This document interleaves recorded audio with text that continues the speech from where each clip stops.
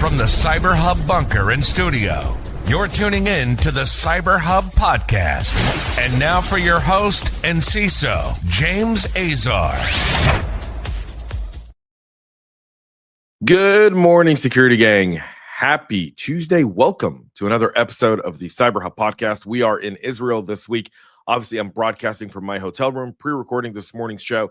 Today, Tuesday and tomorrow, Wednesday, I'll be at Cyberattack in Israel. So if you're around, come by, say hello. Look forward to seeing so many of you who've already reached out, and I've met so many people who listen to the show here already. That's been absolutely amazing. So thank you for everyone who's been so kind into coming and say hello and reaching out. I really appreciate it. Feel the love.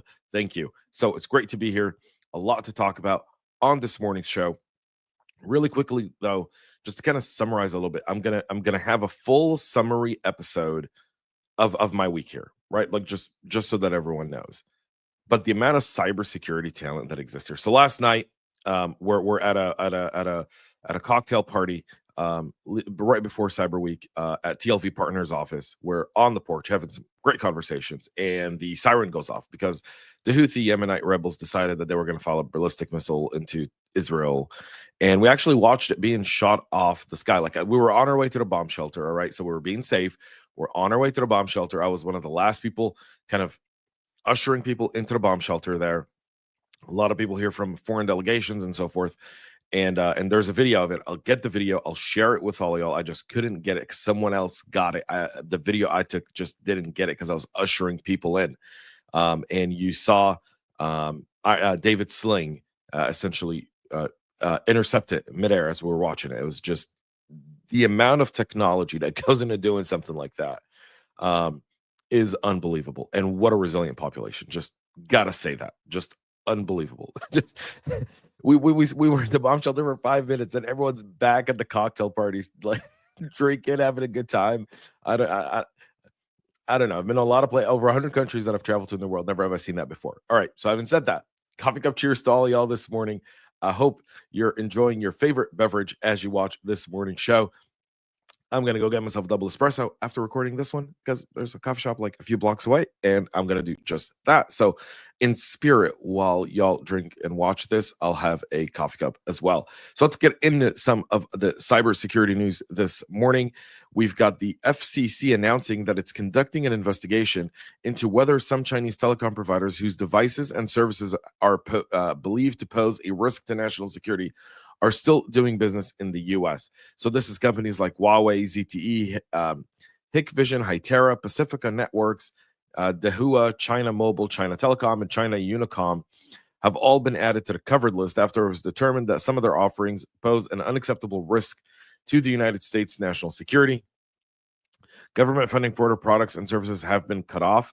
They've been banned from operating in the country, and the FCC is investing billions and billions of dollars in the RIP and Replace program, whose goal is to help small telecoms replace equipment made by Chinese companies.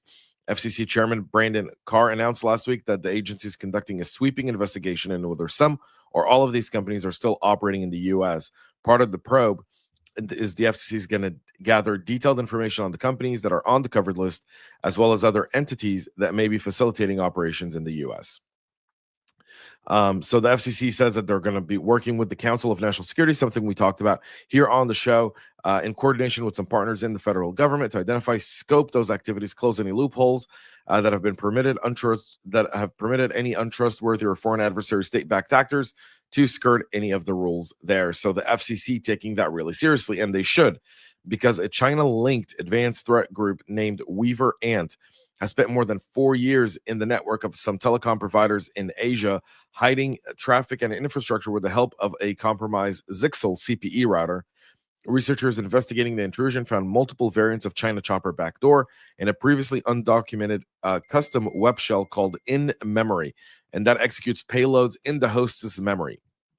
So again, when you're executing payloads in the host memory, you're essentially beating all the security devices because it becomes part of the natural boot up process. And the boot up process is rarely covered by any sort of security tools, meaning it's automatically trusted. And if you remember yesterday on the show, we talked a lot about certificates, right? And how they're kind of all these different supply chain attacks. So the perfect storm is I'm able to issue a certificate get into memory, so it's automatically trusted. And then even if the EDR sees it, it sees the certificate and ignores it. It just automatically trusts it because it's a certificate signed by Microsoft. So understand that's kind of the modus operandi here. And it's something very, very important to kind of put into play. Now, as a defender, as a cybersecurity practitioner, you want to address that a little bit differently. One, if it's a temporary certificate, like we saw the 3-day temporary Microsoft certificates, you want to approach those very, very differently. You may not want to trust them. You may want to run processes through there. You may want to have your team observe that traffic in order to identify anomalies before stopping the business process that it's interjected in order to put a stop to these types of attacks, and then you'd be able to exfiltrate that threat and remediate it.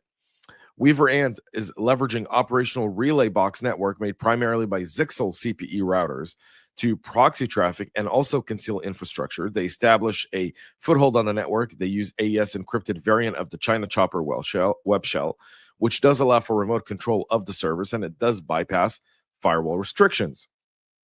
As the operation matures, Weaver Ant introduced a more advanced custom-built web shell known as In-Memory, which leverages a DLL for stealthy just-in-time code execution. Again, it's doing it at a part of the computer process here, while it's in memory. So that's really important to note here.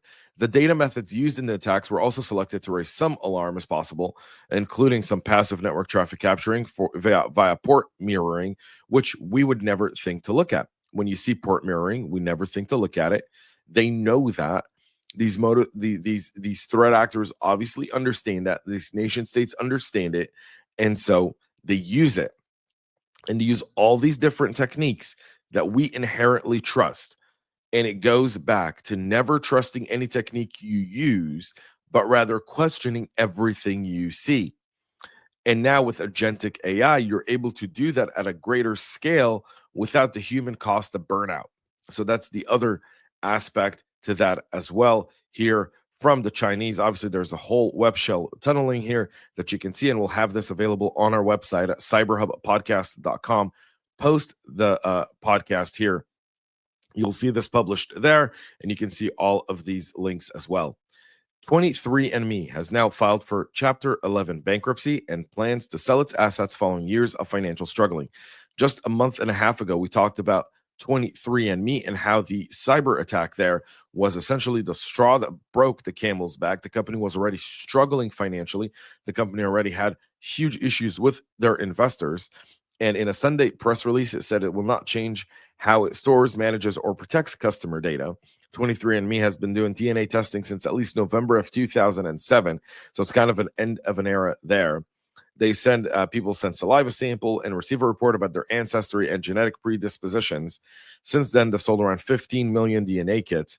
In a Monday filing with the SEC, they filed a motion seeking authorization to pursue a structured sale of their assets pursuant to a competitive auction and sale process after rejecting a takeover bid from CEO and co-founder Anna Wojcicki, who has since resigned to enter the sales process as an independent bidder. So what does that really mean?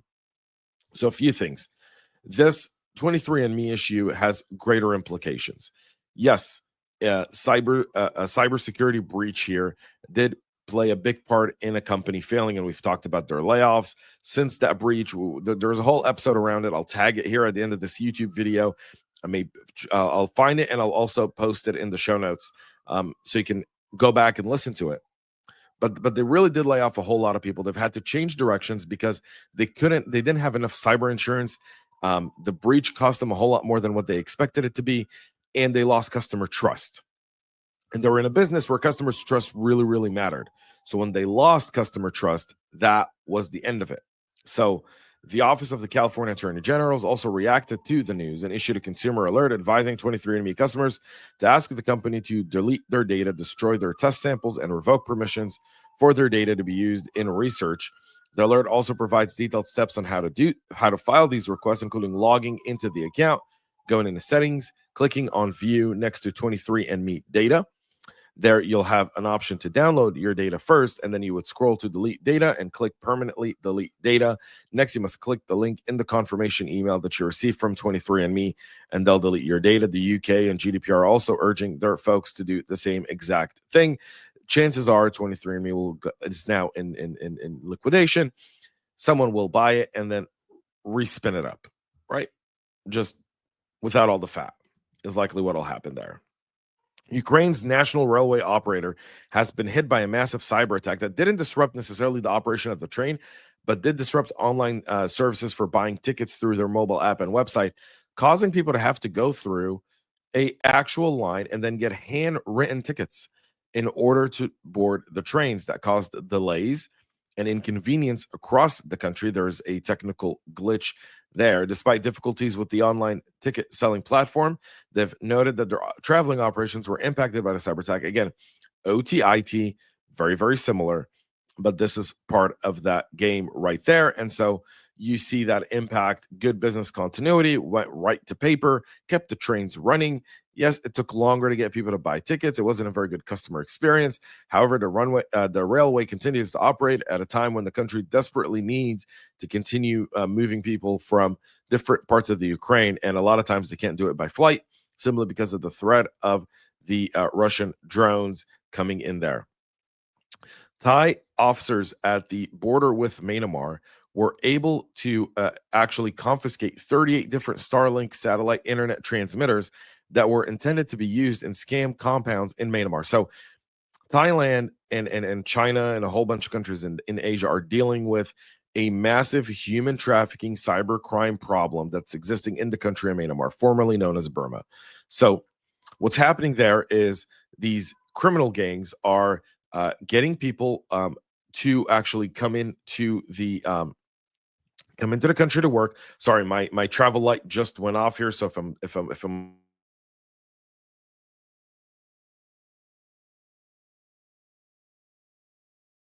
there as well. So apologize for that. And apparently today is going to be one of those days. So so apparently what happened is what they're doing is they're bringing in these people. They're getting them to work in slave labor in these scam call centers, and then they're trying to use Starlink as a way for internet, because essentially the Thai and a lot of people are cutting internet to those regions. So that's what they're trying to do. So now at the border crossings, the Thai were able to intercept Starlink transmitters that were headed towards those scam call centers. That's a win for the good guys. Let's get into a few final things here. One, a set of 5 critical security shortcomings have been disclosed in the Ingress Nginx controller for Kubernetes. This could result in unauthenticated remote code execution. It puts around 6,500 clusters in immediate risk of exposing their component to the public. There's 5 different CVEs that have been identified here. Those are CVEs all 2025, 24513, 24514, 10907, 10908, and 1974. They all have been assigned a CVSS score of 9.8 and have collectively been codenamed Ingress Nightmare by Wiz.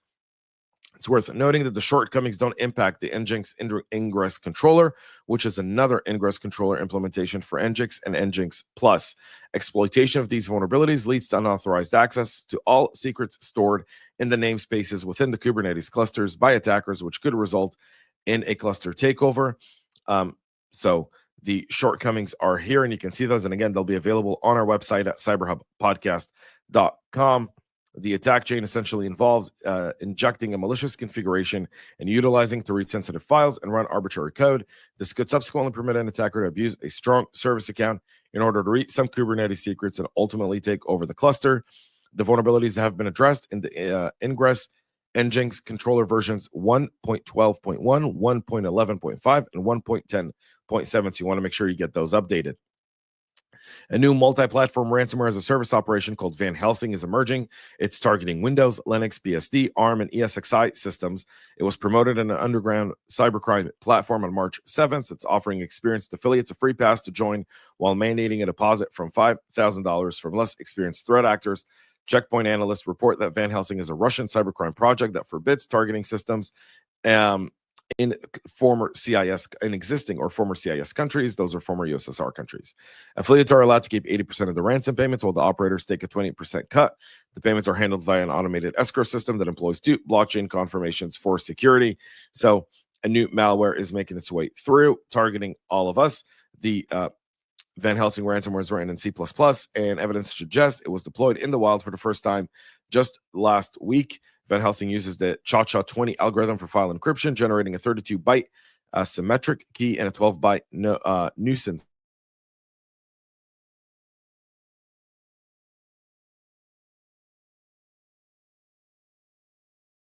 pair is stored in the encrypted file. Van Helsing partial encrypts files larger than 1 gig in size and runs the full process on smaller files. The malware supports rich CLI customization to tailor attacks per the victim, like targeting specific drives and folders, restricting the scope of encryption, and spreading via SMB, skipping shadow copies, deletions, and enabling two-phase stealth mode. So another advanced ransomware there. And NIST, for their end, are still struggling to clear the growing backlog in CVEs in the official National Vulnerability Database, and the problem is likely only to get worse this year, according to the update. While the NVD is processing incoming CVEs at the same rate as before the slowdown in the spring and early summer of 2024, there's a 32% jump in submissions last year, which means the backlog continues to grow, even though they're picking up on it. Without faster processing of vulnerability data, the gap between reported issues and actionable intelligence has widened, and we need AI for that. We honestly do. That's where AI could be really, really helpful. That's it for our show this morning. We'll be back tomorrow, 9 a.m. Eastern, here with all the latest and greatest. Until then, have a great rest of your day. And most importantly, y'all, stay cyber safe. We love feedback, so make sure to connect with us on social media and subscribe to our podcast on your favorite podcast listening platform.